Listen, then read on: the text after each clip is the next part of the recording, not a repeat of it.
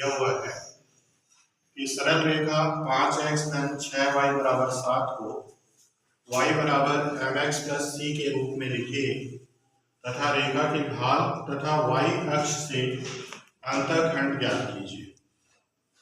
हमने प्रश्न जब इस प्रश्नावली में पढ़ रहे थे हम, तो इस रेखा के बारे में हमने देखा था कि एक रेखा होती है जो एक्स वाई प्लेन पे इस तरह से अगर प्लॉट है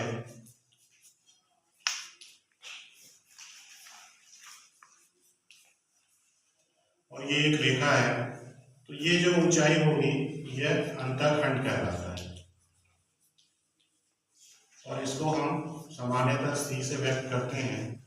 एक्स अक्ष के साथ यहाँ पे जितना भी कोण बनेगा, ये जो कोण है थीटा, यही ढाल कहलाता है और इसे ही हम एम से व्यक्त करते हैं। अगर थीटा के रूप में होता है तो इसको हम tan थीटा बराबर एम लिखते हैं। अगर ये बिंदु के रूप में हमको रेखा प्राप्त है तो इसको लिखते हैं y2 minus y1 upon x2 minus x। इस तरह की हमारी जानकारी है पहले के जो हमने क्लास देखा था उसके अनुसार। तो यहाँ पे हमारे पास जो ये रेखा है, इस रेखा का जो समीकरण होगा वो y equal to M X plus C.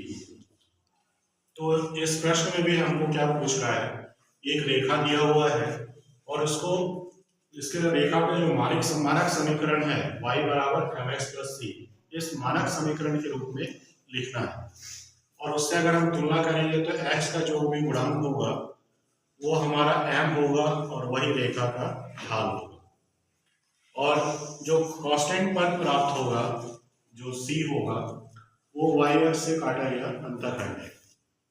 तो यही चीज हमको यहाँ पे निकालना है। तो हम यहाँ पे हम सबसे पहले दिए हुए रेखा को उसके मानक रूप में लिखते हैं। तो किस प्रकार से लिखेंगे, दिया हुआ है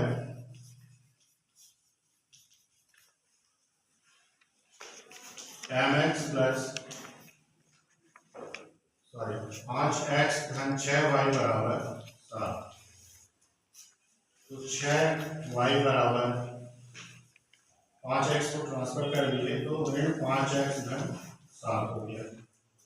तो y बराबर आ जाएगा ऋण 5/6y धन 7/6। अब इसको हमको ये दिया हुआ मानक रूप है, इससे तुलना करते हैं। y equal to M X plus C से तुलना करने पर, इससे तुलना करते हैं और यहाँ पर x है,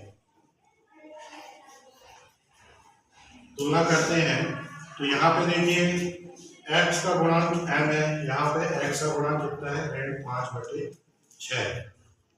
y का गुणांक यहाँ 1 है, यहाँ y का गुणांक 1 है।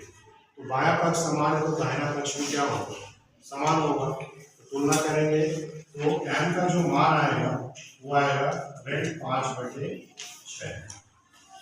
इसी प्रकार से अगर हम कांस्टेंट पद को तुलना करें c का तो ये हो जाएगा 7/6।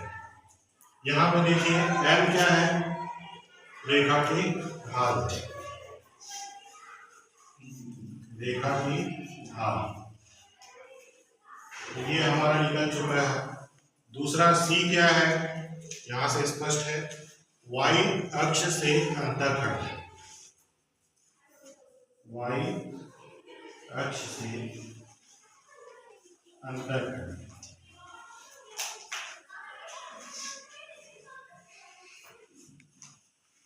तो इस तरह से दिए हुए प्रश्न का हल हमने निकाल लिया।